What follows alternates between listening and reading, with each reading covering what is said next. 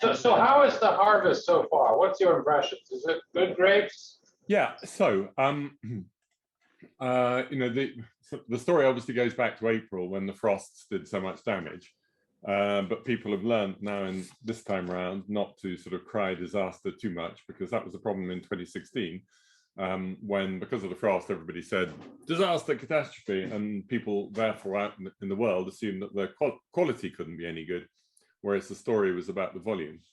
So this time around, everyone just said we're not going to make much wine, but we'll have to find out later whether the quality will be any good. And it's not been a particularly easy summer, but September has been pretty good weather. And people were thinking of starting around about the 15th. It was a bit wet at the beginning of that week, so they pushed it back a couple of days. And lovely weather Friday, Saturday last week, and Tuesday onwards this week. It did rain on Sunday and Monday. But it's beautiful with a north wind, which dries things out. And the grape's looking healthy, but it's going to be sort of more like a 12.5 alcohol vintage rather than a 14 plus, which is, I think, great news. Suits me at any rate. Seems to be plenty of taste in the grapes. A little bit of rot that will need to be sorted out, but you know, that's easy to do these days on the sorting tables. People know how to manage that. So it should be a pretty decent vintage. I've seen more in the way of reds than I have of whites so far, and whites will be even smaller in quantity because the Chardonnay grape was a bit more advanced when the frost happened. So yeah, so probably going to suit reds better than whites. And so we picked this morning, and I saw Guillaume d'Angeville, Marquis d'Angeville, was picking the Clos des Ducs today. Yeah, the Hospice de Beaune will finish probably tomorrow.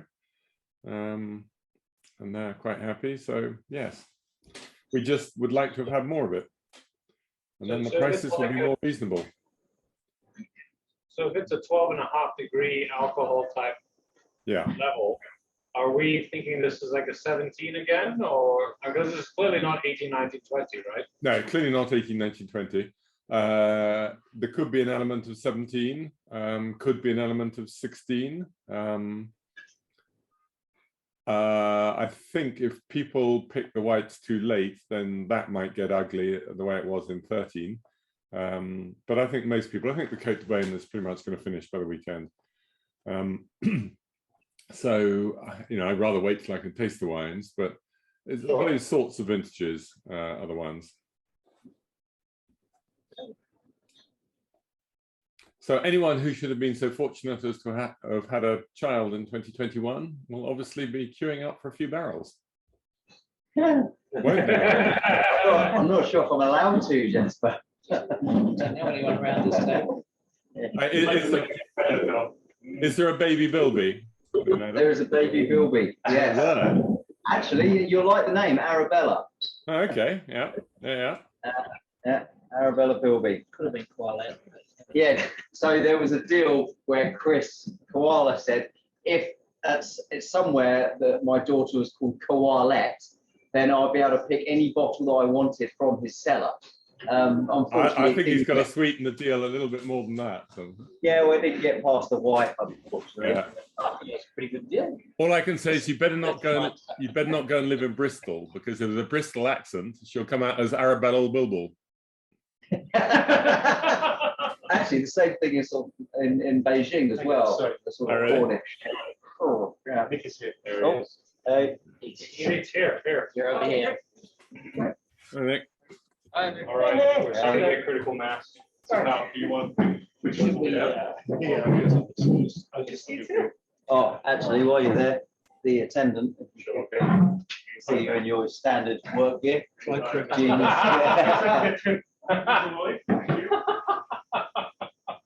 never seen him not in either t-shirt, polo, or jeans. Hey, how are you? Yeah, let's get going. Jasper, should we kick it off? Yeah, sure. Are you waiting for more people, or did we start anyway? Yes, but I think we can get going because they said that we should start first. Okay. Right. So I've got somewhere or other a list of the wines which you're going to be enjoying. Just get that also on my screen so I can see what's what at the same time.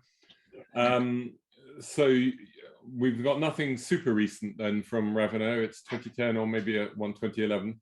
going back a bit, which would be fun. And why don't I start talking about what happens today at the Domaine, and then go back and start. Well, I'll start with the sort of the prehistory, if you like. So Raveneau's been around in Chablis for a very long time. The first I'm aware of was Lucien Raveneau, who flourished in the second half of the 19th and first bit of the 20th century. And he owned a load of Chablis vineyards, but he didn't actually work there.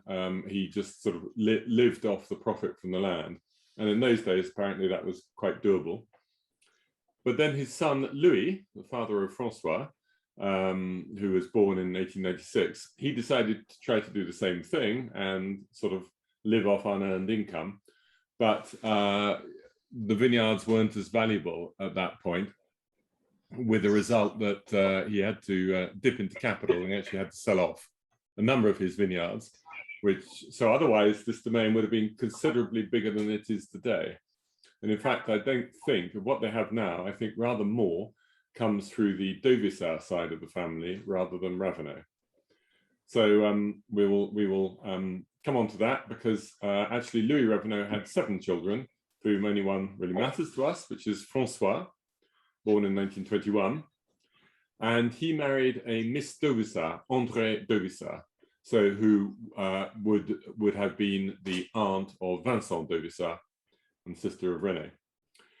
So they actually got as wedding presents various vineyards which were unplanted but vineyard land, and from both sides of the family.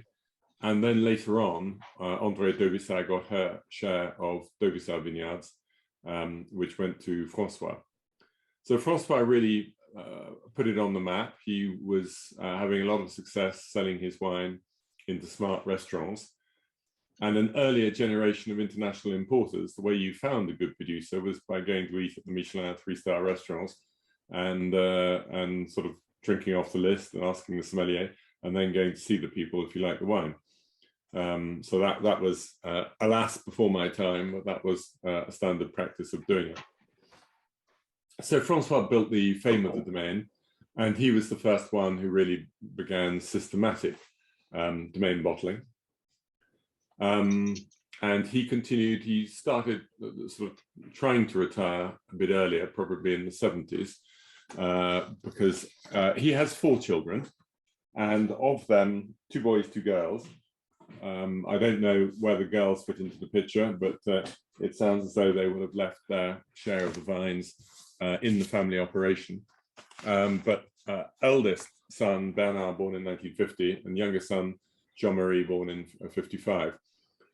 But it would seem that François wasn't a particularly easy person to sort of get on with in the family. And apparently he also didn't find it terribly easy with his father to get on with. So Bernard didn't want to come into the family business. And instead he went off, he got a job with a company called Regnard, also known as Albert Pic, is another sort of sous-marque of that mostly negociant business, which had a great reputation in the 70s and before, because there was a lovely man called Michel Raymond who ran it, and the wines were high quality, and we used to see a lot of them in England. So he worked there from the 70s through to 92, and then Michel Raymond died, and the succession wasn't the same, so he left. He went off to the small village of Vézelay, which is now an appellation but wasn't then, and got involved in some vineyards there for a couple of years. And in 95, he came back and joined his brother Jean-Marie. So Jean-Marie, however, the younger brother, 5 years younger, he started working almost directly during the 70s after he'd finished his studies. He started working with his dad. I think he joined him in 78, so got involved in the 79 harvest. To begin with, it was François. Then I think Jean-Marie had a go at it. Then I think François sort of took it back because he said, no, you're doing it all wrong, or something along those lines. And François finally retired, having made the 88 vintage. Several of you around the table with me have drunk 89s from both Dauvissat and Raveneau. First of all, at the Tour d'Argent in Paris, and secondly, after some of you hoovered up all the Dauvissat bottles you could find in the marketplace. And at that period, to my taste, these two sort of parallel domains, if you like, I think Dauvissat was in the ascendancy around about the changeover, the end of François and the beginning of Jean-Marie. I would put Dauvissat ahead. Prior to that, I think Raveneau had the better reputation, and probably today, Raveneau has once again sort of gone ahead in people's thinking. So these are obviously two very close domains. There are no other Raveneaus around making wine in Chablis. There are quite a few other Dauvissats, mostly not relations, not close relations. But there is one domain, Cave Jean et Sébastien Dauvissat, which is right next door to Raveneau, because where Raveneau make their wines in Chablis was originally part of Dauvissat, a branch of the Dauvissats. I don't recommend, I'm afraid, Jean and Sébastien Dauvissat at all at the moment. This can change. But there is another Dauvissat domain, which is confusingly called Jean Dauvissat, but not Jean et Sébastien. It's very Burgundian, which is very good, but they're not close relatives, if at all. So anyway, when I first got involved in wine during the 80s, I would occasionally buy some Raveneau wines from Anthony Hansen, Haynes Hansen and Clark, who were one of the agents in the UK, and there were some pretty fabulous bottles. The winemaking hasn't changed enormously. It is changing a bit now, but what's weird is that I think Raveneau has been sort of top of the tree, and if anything, it's getting better. So Bernard Raveneau, he's now, this year, he'll be 71, so he's retired fully. You might see him around, but he's no longer taking a hands-on role in the domain. He's incidentally got involved in planting some brand new land even further north. There's a city called Joigny, which has a 2- or 3-star restaurant, the Côte Saint-Jacques. And just north of that, there's a city called Sens, S-E-N-S, which used to be, in medieval times, the northern boundary of Burgundy. And Bernard Raveneau is involved with some people planting new, for this century at any rate, vineyard land up there. Anyway, he's retired.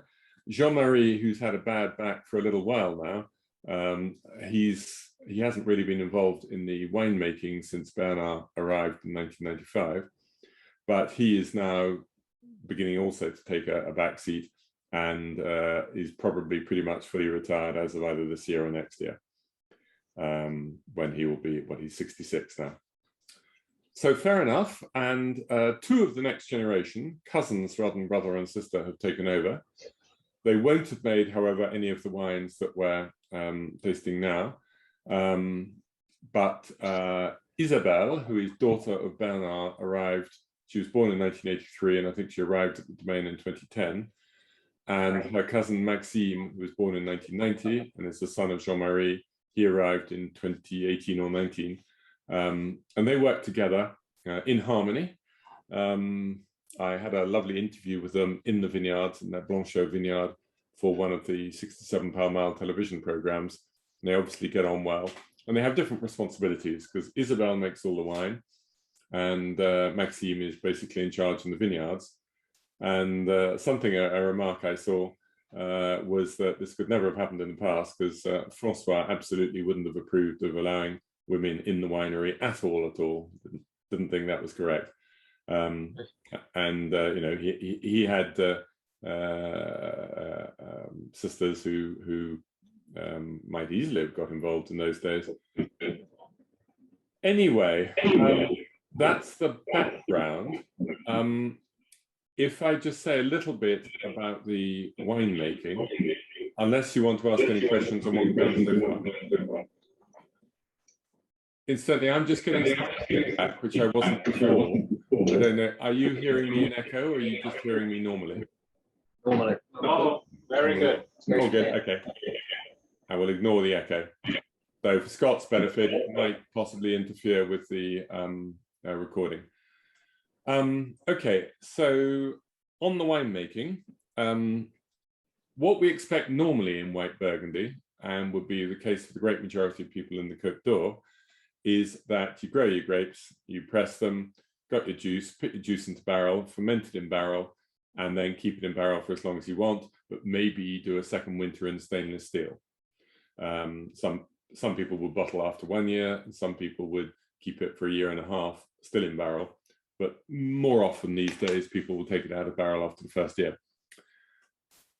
In Chablis, wood is much less common in general. Obviously, people used to, before stainless steel arrived, people did make the wine in barrels, but they were old barrels, and it was just a container rather than the concept of having any wood influence or flavor in the wine. So once stainless steel had come in, that became the norm. Some people fermented in barrel, and then, or part barrel and part tank, and then after 6 months, say, they blend the two together and finish off in tank. So that would be what domains like Benoît Drouin and William Fèvre do today. Other people, specifically Raveneau and Dauvissat, and to those we can ally Domaine Laurent Tribut, because they're part of the Dauvissat family, and also Edouard and Eleni Vauqueret, because Eleni trained with Vincent Dauvissat. So those two domains also follow Raveneau and Dauvissat. But their version of doing things is they do all the fermentation in tanks of some sort, be they concrete or stainless steel. And only in March of the next year do they take the barrels out of the tank and they bring them down into the barrel cellar and they go into wood. More often older wood than not. And then they spend 1 year in barrel before being taken out and prepared for bottling. So that's the classic Dauvissat Raveneau method. In the old days, you would have a mix of the standard Burgundy barrel of 228 litres and lots of Chablis barrels, or feuillettes, as they're called, which are 132 litres. Nobody uses them anymore in any volume apart from Vincent Dauvissat, who still keeps maybe up to 40% of his barrel park, as I would say in the States, is actually these little feuillettes, and he remains enamored of them. Raveneau used to have them as well, but they had a very small cellar. If you actually go to the Raveneau Domaine, you'll see outside, there's a picture of a vigneron who's actually in his vineyard, and he's got his pickaxe, his pioche, and he's sort of trying to dig into the ground, but it looks as though he's hunched over. And when I go down the classic entry into the cellar there, I've got to bend double to get in there. And you could see that once down there, you'd hardly have room for full-size barrels. In 2012, Raveneau built themselves a new cellar, sort of an extension out of the back of the building. And that's enabled them to have new size barrels and way more space in which to work. And it's been a real godsend. And I think it is one of the key aspects of the further increase in quality chez Raveneau. And just recently, and this really is quite recently, let's say the last 3, 4, 5 vintages, they have begun to use a bit more new oak, because they never tried to have much new oak influence. And they've also started using bigger barrels. So it's still mostly 228 litres, 1 or 2 of these 132 litre feuillettes, but now they have 400, 500 and 600 litre barrels as well. But there'll be a blend, and there still won't be a dominance of new wood, even though they use a bit more than they did in the past. And there's one curiosity. Who was I with? Michael, it wasn't, I don't think it was with you and that team when we went to Au Fil du Zinc. I think it was with a different set when Fabien, who kept the restaurant, then after we'd had one good bottle, I was looking for another bottle. He said, I tell you what, Jasper, I've got something tucked away. I'll serve it to you blind. If you get what it is, it's free. If not, you pay what you think it's worth. And I said, okay, let's try that. Sorry if a couple of you may have heard the story before. So he brings the bottle, and I can just see about 2% of the capsule, but enough to guess that it's a Raveneau capsule. So I think, oh yeah, smell the wine. Yes, I think that's probably from Domaine Raveneau. And it's clearly quite old, and it's clearly a year with a certain amount, a rich year with even a bit of botrytis, possibly noble rot. And so I start thinking, I think that could be a 1983, and I can see in Fabien's eyes that it's not 1983. So I say, but actually it's not quite as rich as that. So it's about that period. The other vintage at that time, which had a bit of noble rot, was 1986. So it is a Raveneau 1986. And I guessed correctly that it's a Premier Cru rather than a Grand Cru, but I guessed the wrong vineyard. It was a Butteaux and I guess Montée de Tonnerre. So strictly speaking, he should have charged us for it, but he didn't. Since then, it came on the list of Au Fil du Zinc at a 220 euros a bottle. So I'm glad he didn't charge us. But the reason I started that story was they did an experiment in 1986, which would have been just when Jean-Marie was really sort of making some of the calls. And he put it 100% into new oak, and they hated the wine. So they never sold it. They just had it piled up at the back. And one day when Fabien, who had the Au Fil du Zinc, he was visiting the cellar to taste the new stuff. He said, "What's that pile of bottles over there, which never seems to move?" And they said, "Oh, well, that was something we tried, didn't really work out. Let's try one." They tried one, and you could still taste the new oak even after 30-some years. But it was interesting enough that Fabien said, "Oh, I wouldn't mind some of that." And whichever Raveneau he's talking to said, "Sure, you can have it. Take it all. Why not?" So it appeared on the list at Au Fil du Zinc. So the wines we've got then will have been made mostly by Bernard Raveneau. So between 95 and 2010 would have been certainly Bernard, probably a bit later than 2010. The ones that you're having tonight, which are a little bit older than that, will have been made by Jean-Marie. So it'll be interesting to see if you perceive a sweet spot in the, let me just check on the list, see what else you've got. If there's a sweet spot in the Bernard Raveneau years. But before that, so mostly, almost everything is him. You've got a 90 and a 93. Oh, the 93 is Vincent Dauvissat. So you've got just a 90 Blanchot Grand Cru, which would have been made by Jean-Marie. Okay, everybody happy so far? Any comments? Very good. Yeah. And we're comparing the Vaillons, the Forêt, and the Forêt from Douvissat. Okay. I find it very interesting that we're putting in the first flight the Douvissat versus the Raveneau. Same vintage. Right, yes, well, which is 10 if I remember rightly. Let's just have a little scroll through, see what you got. Okay, so Vaillons is not a vineyard that's as well known chez Raveneau as some of the others. It's a vineyard which I think when Jean-Marie got involved, he was given some, again, vineyard land which hadn't been planted up. So this is very end of the 70s. So it would have got planted up in around 1980. So it would have been 30 years old at the time. It includes a fraction of the Sable di Séché, but not enough to make on its own. So that goes into the Vaillons blend. And in fact, there's a story that at one point during the sort of Dauvissat inheritance, it was going to be François Raveneau who got the Séché instead of it going to René Dauvissat. But René Dauvissat loved that vineyard and François never felt comfortable in it. So he said, "No, you can have that and I'll take something else." I don't know if that's gospel truth, but I've certainly heard that story. So you've got a little flight of 3 2010s, is that correct? You've got Vaillons, Forêt, Forêt. Well, yeah, still pronounced Forêt, but written Forêt. Okay. Yeah, that's just a quirk of Vincent Dauvissat for some reason, pronouncing it that way. I love 2010 as a Chablis vintage. I think it's one of the years where Chablis did better than the Côte d'Or whites. Not by a huge amount, because Côte d'Or whites are pretty good in 2010. But it was a bit stormy down in particularly in Chassagne-Montrachet in 2010. And a certain amount of botrytis got in, whereas it's a bit cleaner up in classic Chablis.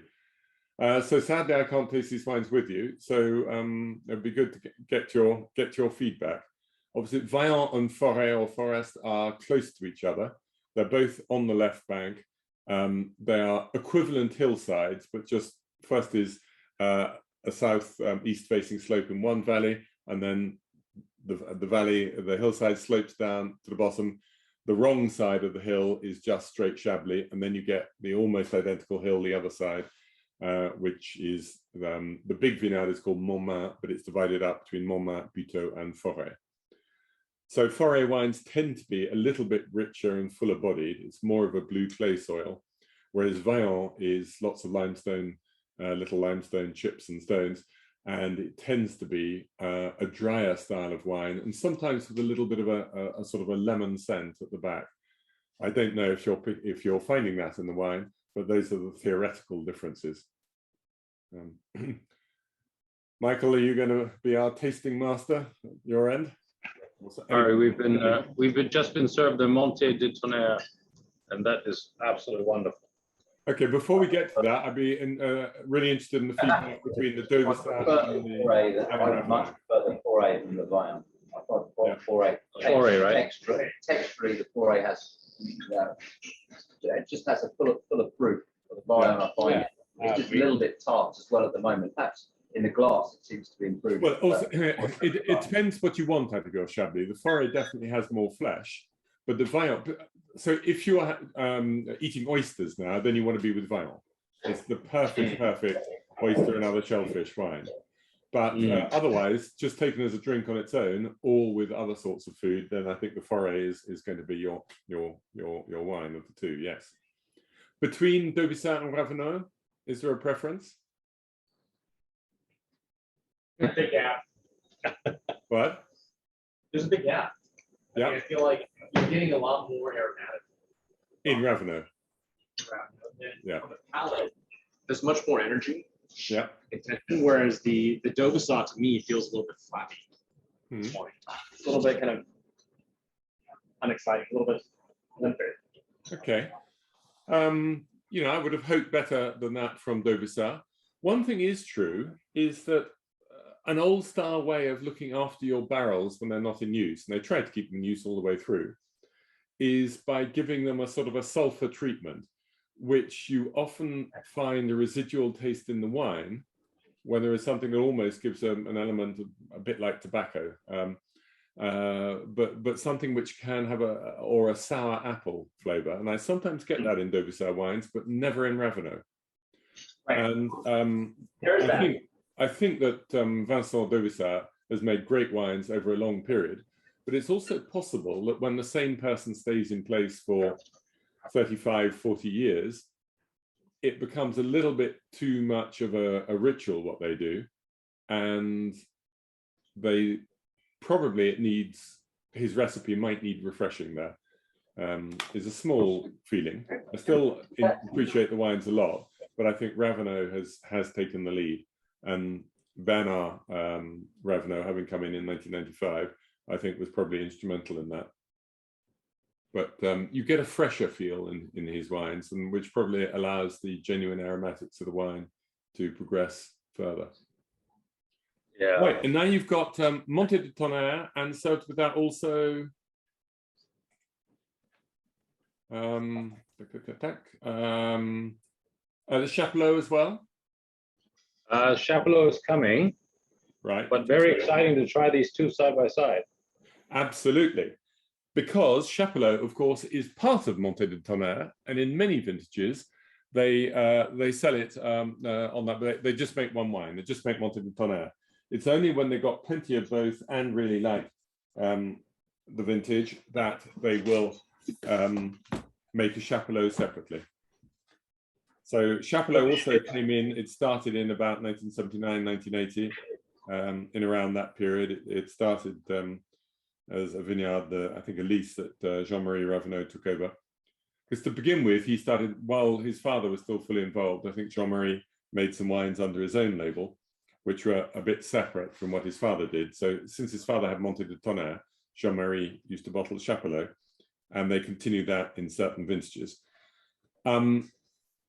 Now, actually, I've just been checking, and I got these figures from the Domaine, and it seems as though they've got a lot of Chapelot, but if I've got this right, let me just find it. So the figures I've got is Montée de Tonnerre just over 1 hectare, 1.18, and Chapelot 1.95. But you read elsewhere that they've only got 0.30 of Chapelot. And I think there is one plot of 0.30, and it's that plot, older vines, that they use to make a Chapelot in the years that they do it. And everything else that they've got goes into the Montée de Tonnerre. So this is Montée de Tonnerre is one of the 2 Premier Cru vineyards, which if anybody ever wanted to add any Grand Crus, it would be Vaillons and Montée de Tonnerre. It's a lovely, pretty much south-facing vineyard. Continuation, it's the next one after the Grand Crus, heading south and east. So it should be pretty special. Sorry, so Jasper, just to clarify, Montée de Tonnerre, so you can have Chapelot vineyards blended into, you can call it Montée de Tonnerre, but not all Montée de Tonnerre can be called Chapelot, right? Exactly that. There is a bit of Montée de Tonnerre, which is only Montée de Tonnerre. There's a bit which is called Pied d'Alou, which is where a lot of the Raveneau vines are. There's a bit called Chapelot, and there's a bit called Côte de Brechin, which is the least good bit because you start to go up a side valley there. Nobody else, as far as I know, has ever made a Chapelot Premier Cru, but the young Vauquerets have got a vineyard called Bas de Chapelot, which is only at village level. So it's the flatter ground at the foot of Chapelot, and they make a separate bottling of Bas de Chapelot. But as I say, that's straight Chablis, not Premier Cru. But it's a nice name, Chapelot, and you know, I like it when people make separate bottlings of these individual subdivisions. What's your impressions of tasting Chapelot versus Montée de Tonnerre when you're in the cellar? The last couple of years when I've been, they haven't actually made both. I don't think they made them both even in 2018. So I might just check that. So I haven't done it consistently enough to be able to give you a definite answer on that. But I think the Chapelot probably has a little bit more minerality and a little bit more finesse, and the Montée de Tonnerre is sort of broader based. I'm just looking on my site even as we speak, and yes, I did taste the 2018 Chapelot, and this is what I said about it. Tasted from a new 400-litre barrel, clear bright colour with a green tint, no wood effect yet on the nose, has a sunshine field, peaches at the back, very obviously a right bank style.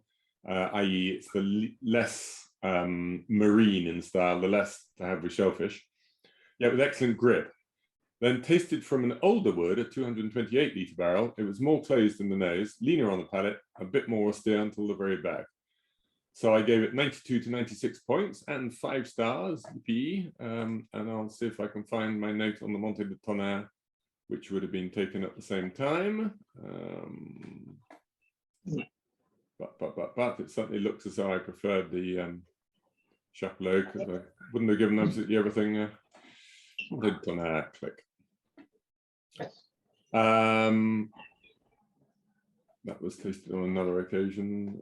Here we are, Montée de Tonnerre, tasted at the same time, 92 to 95, so just a half a point less, 4 stars rather than 5. And I say clear, bright colour with a green tint. There's volume of fruit here, but it's not insistent. Builds beautifully to the back of the palate, touch of bitters to counterbalance the undoubted brightness of the grape, which is doing the dance of the 7 Vaillons. There you go. So I like them both a lot. Jasper, yes. The Chapelot to me just feels as if it needs air, it needs more time versus the Montée de Tonnerre, sort of, like you said, a richer style. It just seems to be more exuberant straight off the bat. Yeah, so a bit more tension in the Chapelot. Yeah, exactly. Yeah, it's like more. I mean, it can at this age, it can be a difference between one bottle and another, but that doesn't surprise me at all. I mean, Montée de Tonnerre does have, you know, flesh which takes the lead. But certainly, it's well done whoever put all this together to be able to get the Chapelot and the Montée de Tonnerre alongside each other. A rare treat.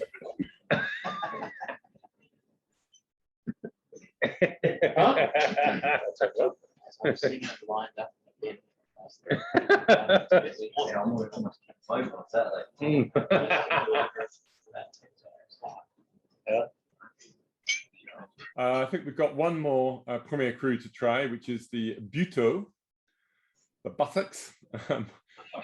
And what's interesting about this wine is that it is actually the next door vineyard to Forêt.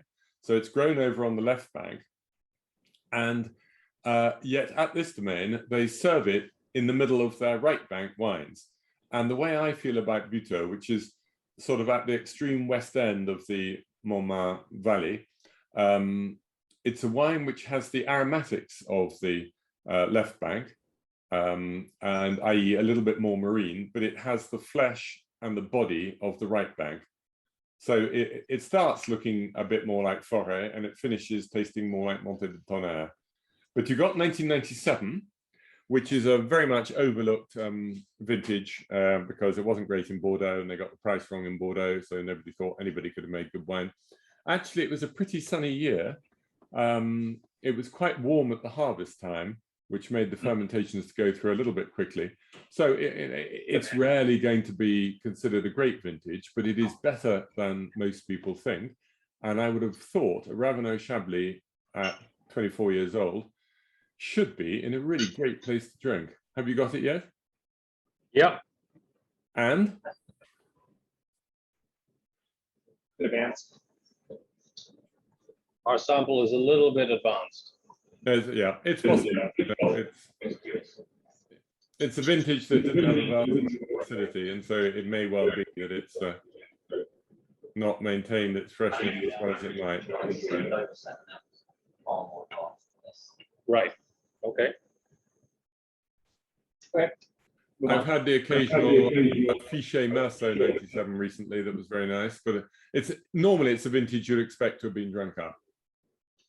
Sorry. Oh, it's okay, right? Yeah. Now, I think if they pulled the bottle out from the back of the cellar at Chez Raveneau and opened it for you there and then, I'm sure it would have been still in very good condition, but something that's travelled maybe trickier. Okay.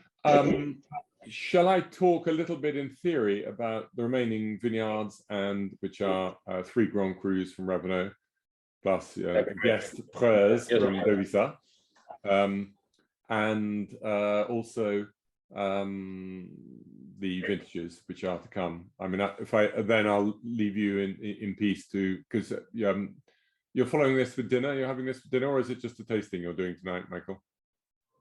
We're continuing through with dinner. I thought you probably would be. Once you've united yourselves, you might as well make an evening of it. I'll just continue to sip my cup of tea if that's all right.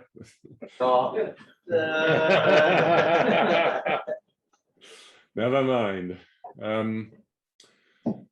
Good. I'm actually having dinner tonight with 2 people from Hong Kong who also have a house in Chevrolet-Chambertin. You may know them, but David Hall-Jones and PM Chan. Oh, yeah. Mm-hmm. Yeah. Anyway, I'm seeing them tonight. Right, on we go. So first of all, maybe a scamper through the vintages. You're going to go 1 year younger in 2011, Les Clos, and 2011 isn't a brilliant year in Chablis. The good people did fine. The good old boys failed to ripen their grapes properly at all. And a second-rate producer in 2011 would have been ugly, but a good producer would be nice and should be fairly ready to drink, I would think, quite accessible. 8 and 7 are vintages which, as in the Côte d'Or, were not the easiest of years. It rained quite a lot in the summer. 2007 was a very early year, and a lot of the wines are a bit lacking in character, but the Grand Crus are much better. The Premier Crus are quite a lot better than the regular Chablis, and the Grand Crus are a lot better than the Premier Crus. So I would expect the 2007 Valmur from Raveneau to be on cracking form. And 8 was a vintage which is much more Chablisian in style.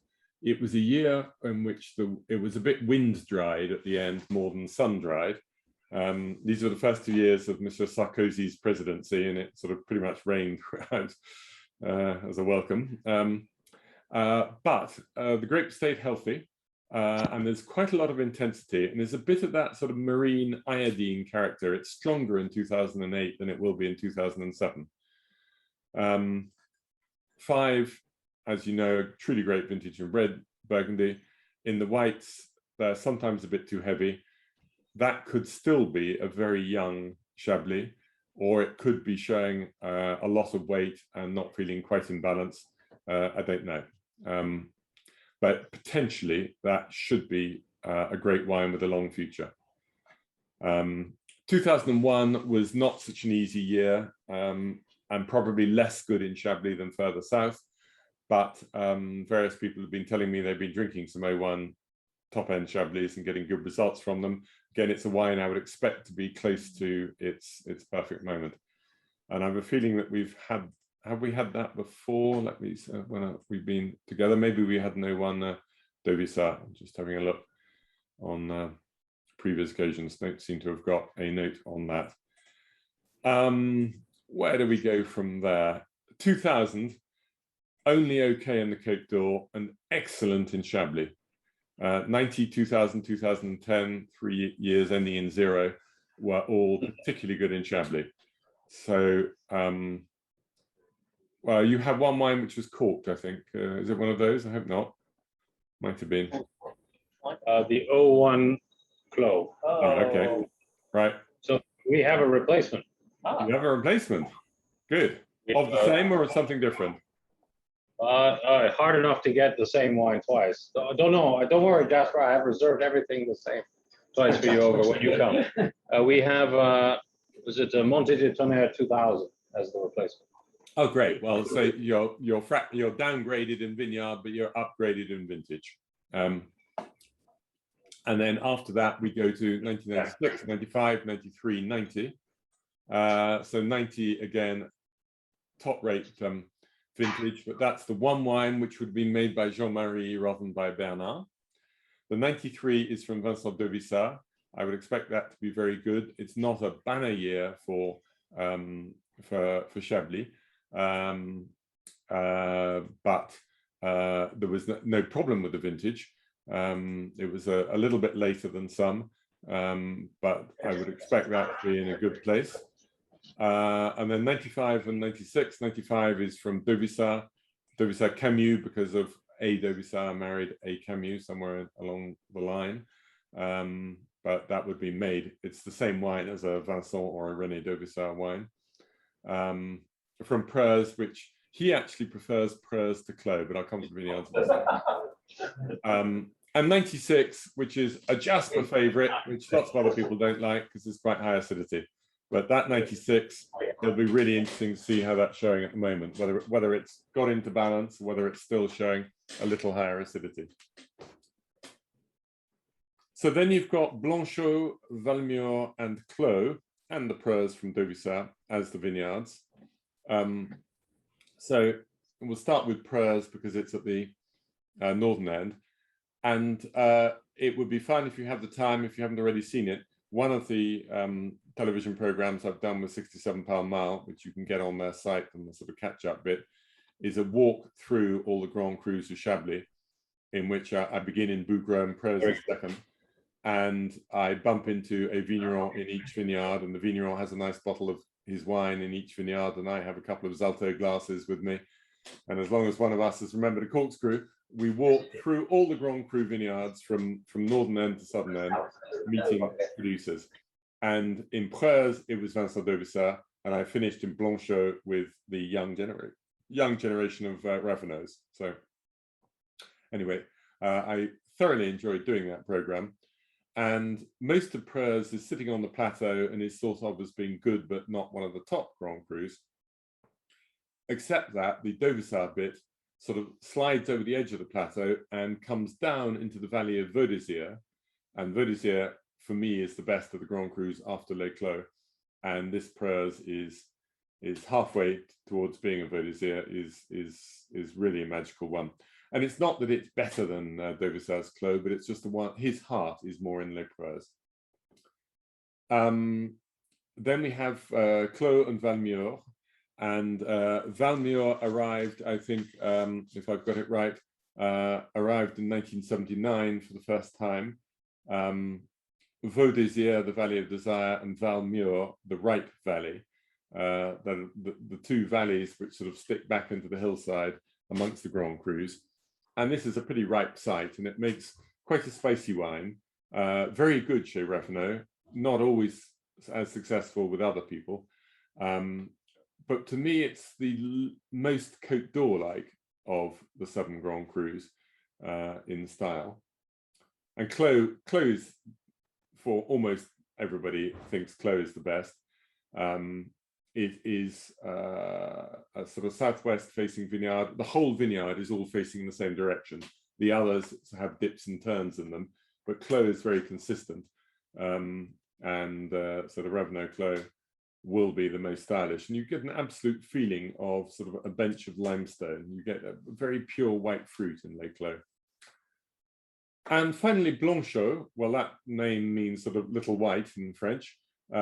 This is the most different of the Grand Crus, because the others form a solid line, all facing much in the same direction, apart from their twists and turns. And then the hillside turns quite sharply up a valley, facing Montée de Tonnerre, but the Blanchot is more on the south flank. And it starts low down by the main road, and it finishes really quite high up, the highest up of them all. And the Raveneau holding, they have 2 plots, but they're both high up, really right at the top. And it's a wonderful, quiet spot, away from everything else, really white soil, and it makes wines of great precision and finesse. So, and you've got 2 wonderful vintages in 1996. So I have no idea how they're going to taste, but you will have that advantage today. But I've given you, I hope, a little bit of the background of the theory behind them. So, thoughts, questions? Hey, Jasper, do you have any view on this Chablis producer, Besson? Yes, yes. Awesome. Jean-Claude Yeah. Besson, who is the most pessimistic vigneron I've ever met in any region. The only time I saw him smile was when I asked him how his 2017 harvest had gone, and a smile came on his face. He said it's the best year we could possibly have had weather-wise, apart from the week in April when the frost destroyed the whole crop. But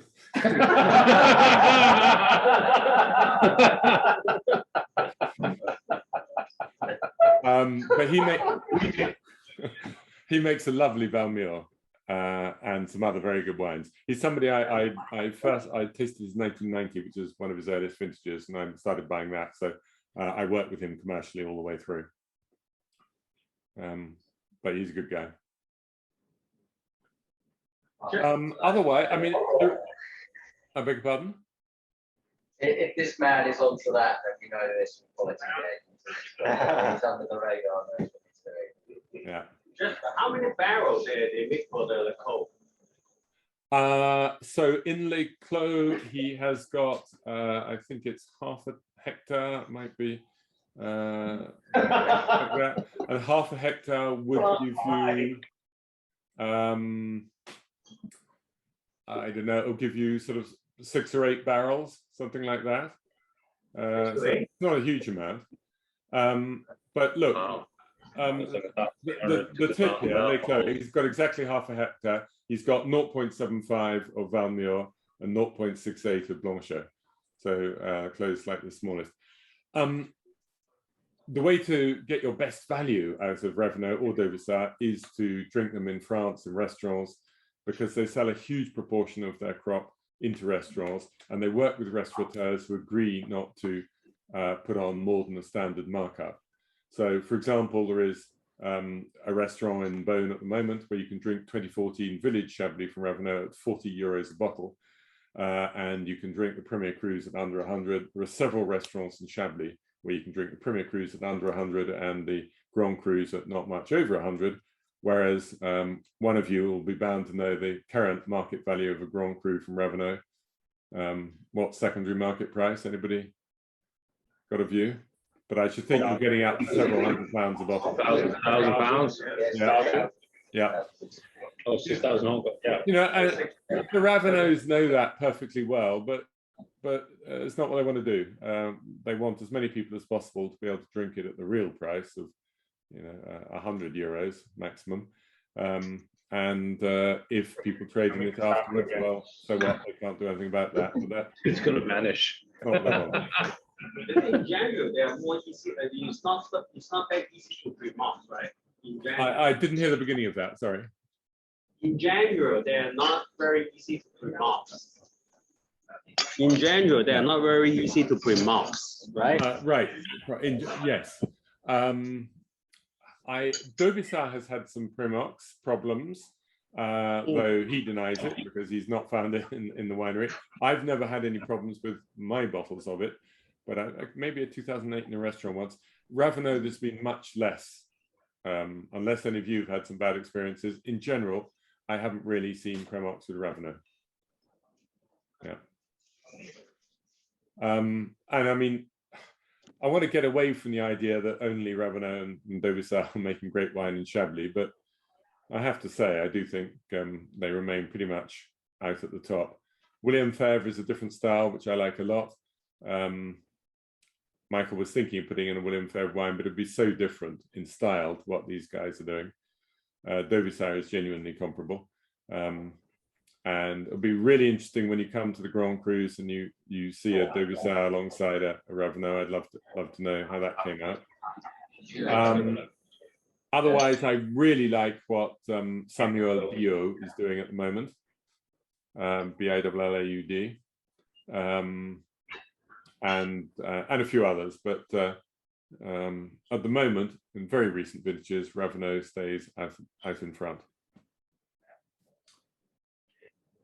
Right. More thoughts, more questions? If not, at some point I will leave you in peace to enjoy your wine and your dinner. Any last questions?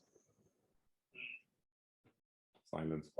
Just one, Jasper, just because I was listening to a podcast with William Kelly, just about, and it was more talking about the Côte d'Or and just global warming, so to speak, and what will happen, probably more in terms of vineyard work. In Chablis, I've never heard anybody talk about this in Chablis. And are you seeing them change their training? It's an issue in Chablis too. But what is fascinating, you probably heard tell of the rootstocks which are dying in the Côte d'Or, particularly one called 16149. That is absolutely thriving in Chablis in current conditions. It's the one place it's doing well. But the one they had more of, which is called 41B, that's really suffering. So they've got the same issue, it's just a different rootstock. The other thing in Chablis is the vines are a little bit further apart, and it's a very white soil, which means that in the hot years, the sun is bouncing off the soil and sort of grilling the underside of the grapes as well as grilling the tops. And because the rows are a bit further apart, there's a little bit less canopy. So that's something that they're having to reflect on and try and build. They don't want to go higher necessarily, but they want the canopy to be a bit wider. So there are things like that they're having to think about.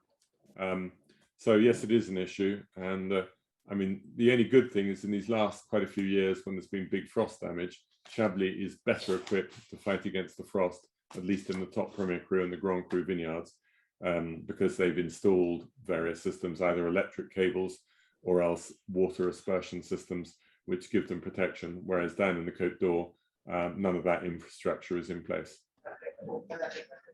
Yeah. Okay, well, I await eagerly to hear the reports of which wines shine tonight. Of what you've tasted so far, it sounds as though 2010, well, the 3 Raveneau 2010s seem to have come through really well. The Montée de Tonnerre really stand out. Chapelot very nice as well. Actually, you see exactly what you're describing. Yeah, that slighter refinement and elegance coming through, but the power on the Montée de Tonnerre is a notable step up. Right. Good. Well, look, I'm going to see you guys next week, I think, with Domaine la Pousse d'Or. Yes. If you're coming along to that, and very much looking forward to get it. back and go and pick a few more grapes.